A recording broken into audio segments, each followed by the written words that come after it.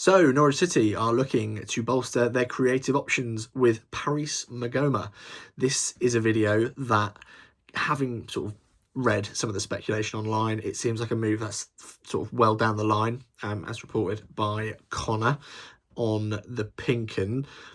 I didn't recognise the name at first. It wasn't someone I was familiar with, but you know, as we all do, I sit and do my research, and yeah, it seems like quite an interesting signing. There isn't a fee associated with it as of right now, this very second, but it's not really about that. It's about the player and what he can bring, and actually some of the questions that it could answer for Norwich City. And before we get into it, this number 10 role at the beginning of the window was very much one that I think we all agreed as Norwich City fans needed to be addressed, but the need for it to be addressed, I don't think is quite as intense as perhaps it once was. It remains there, it remains present, and I feel like this signing will tick an important box.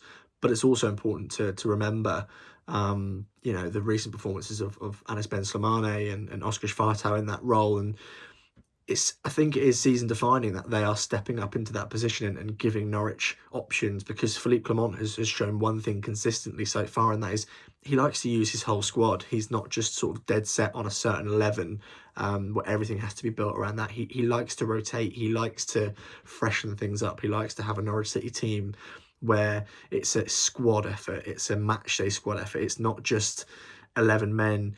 Everything revolves around them, which I'm enjoying and is sort of bearing some fruit at the moment. The real test will come tonight at home to Coventry. Excited for it, probably more optimistic than I would have been, a few weeks ago, really. But that's not what we're talking about. We're talking about Paris Maghoma. I didn't know who he was, but having done the research, interesting, exciting. So I'm going to go through what we know, because he's not a particularly illustrious career. He's not really had much of a senior career, but nevertheless, I think you do the classic. You watch the highlights, don't you? You get excited. 24 years old.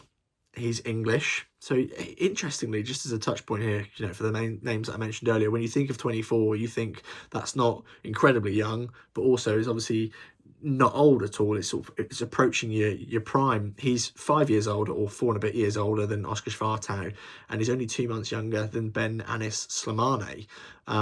So it's not like he walks in with a wealth of experience, but the experience that I will talk about seems worthy of a punt, at least in this division. He's an attacking midfielder. He is a sort of, I think he's a fairly typical creative number 10. He was a youngster at Spurs, snapped up by Brentford in 2020. His first sort of senior season was in 2022, 2023.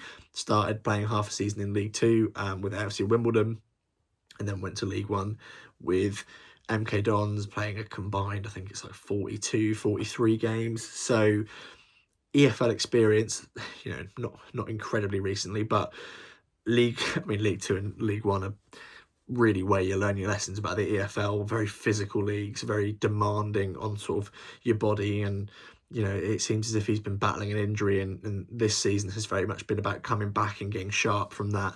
2023, 2024 seems like it was the breakout season in League One for him with Bolton. 8 goals, 4 assists in League One, a couple in the FA Cup.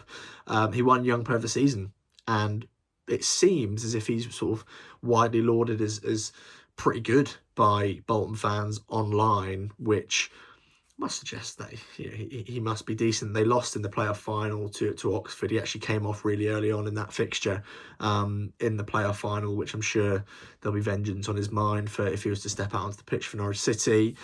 So decent experience for a 24-year-old, someone who you'd like to think has their better years ahead of them. He's played through the England under-18s, 19s, and 1 game for the 20s. Last season spent recovering from an injury. This season getting sharp. The style, from what I gather, but 2 from websites that tell me, because that's what we're relying on here.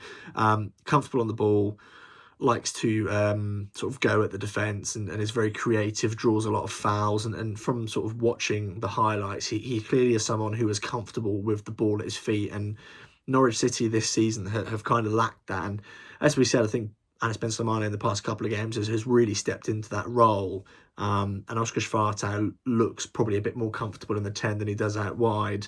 But I think Norwich City need all the help they can get. And I don't mean that in the sense of, oh, we're in this intense relegation battle, because we are sort of still in it. I think Norwich are trying to sort of peel away from that pack fighting down at the bottom of the table. But, you know, you offer me Paris Maghoma, sort of looking at how he's played and the experience he has, and I think, yeah, I feel like it can only be positive bringing him in. But also, it you know, by signing someone like that, you almost increase the standards of Slimane and Schwartau, and you know, it becomes a three-way battle rather than just a duel between those two for the position. But it's not so much a duel, as I said earlier, it's a squad effort, and something we've been crying out for in this team is just creativity. And Philippe Clement, seemingly when he gets his hands on, you know, young talent, he knows how to mould it. We've seen players, again, Slimane is a prime example.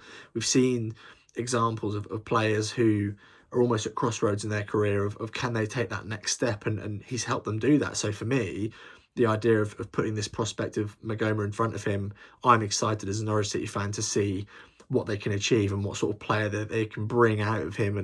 And yeah, the only concern again is kind of injury, and that's just to play devil's advocate. It's not something that's sort of prominent on my mind. You'd like to think that Norwich City are signing a player knowing that he's okay, especially given the previous lessons learned. But it just feels like this team that needs that little bit of creative juice, you know, to almost give that range of well, it's a range of creativity, isn't it?